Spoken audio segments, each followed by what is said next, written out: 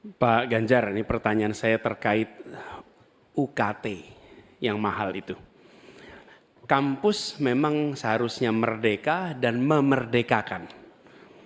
Dan kampus merdeka itu baik, tapi bukan berarti merdeka untuk menaikkan ongkos. Bukan berarti menggunakan segala cara untuk bisa mendapatkan dana dari mahasiswanya. Nah, belakangan kita mendengar fenomena ini. Bahkan ada yang kesulitan membayar UKT sampai harus malah dianjurkan untuk menyelesaikan lewat pinjol. Nah, bagaimana pendapat dan pandangan Pak Ganjar melihat problem pendidikan tinggi di Indonesia ini? Silakan Pak Ganjar. Ya, silakan waktunya 2 menit Pak Ganjar untuk menjawab. Terima kasih Pak Anies.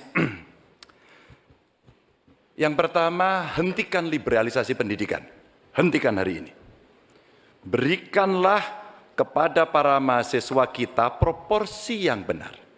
Kenapa Ganjar Mahfud punya program satu keluarga miskin, satu sarjana, agar mereka tidak direpotkan pada persoalan ini.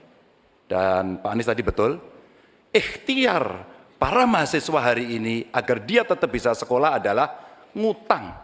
Dan pinjol ternyata menjadi problem, dan saya sepakat kami diskusi beberapa waktu lalu dengan para mahasiswa di Jogja, ini menjadi cerita utama. Pak Ganjar, apa kemudian yang bisa kita dapatkan ketika kemudian kita harus memacu diri agar nasib kami jauh lebih baik?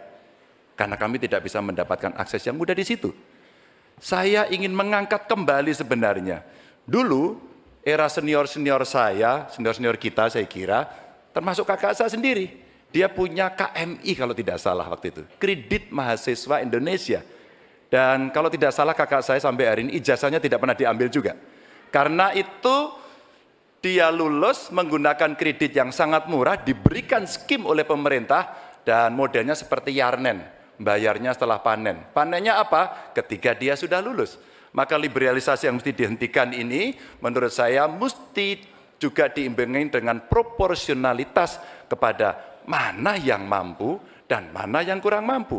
Yang kurang mampu mesti mendapatkan intervensi dari pemerintah, dan tentu saja apa yang mesti dikerjakan oleh perguruan tinggi pun dia harus bisa menunjukkan bahwa UKT ini dengan klaster-klaster pembiayaan seperti ini diperuntukkan untuk kalangan yang memang sesuai dengan strata mereka. Begitu.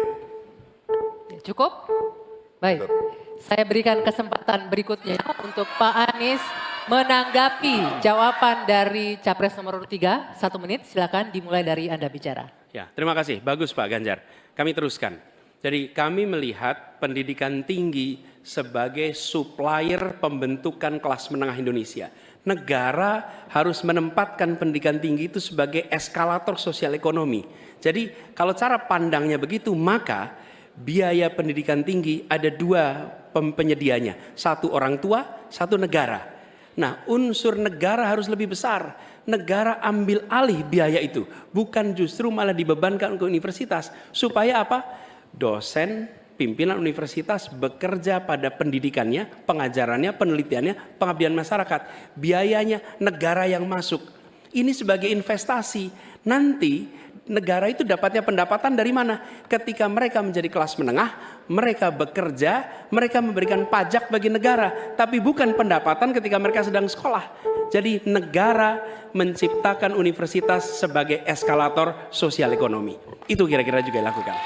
Baik, kami berikan kesempatan terakhir untuk Capres nomor 3 memberikan tanggapan dari respon Pak Anies. Silakan Pak Ganjar, 1 menit dari Anda berbicara.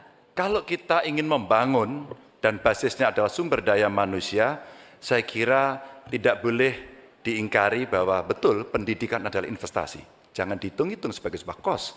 Maka kalau kemudian saya mau berbagi pengalaman di Jawa Tengah, kenapa saya cari keluarga miskin agar anaknya bisa sekolah langsung kerja.